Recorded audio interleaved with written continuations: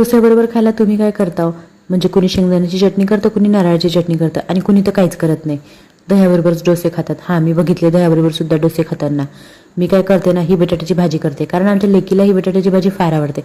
आणि तुम्हाला सांगते, जशी हॉटेलमध्ये मिळते ना डोस्यावर मसाला डोसामध्ये लावून आपल्याला भाजी, तशीच चमचमीत भाजी बनते हॉटेलसारखी.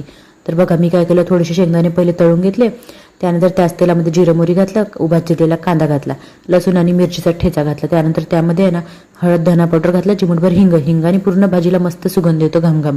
मग त्याच्यामध्ये आहे ना आपले 4-5 बटाटे उकडून घातलेल्या फोडी घातल्या, त्याच्या हाताने फोडी करून कुस्करून घेतल्या.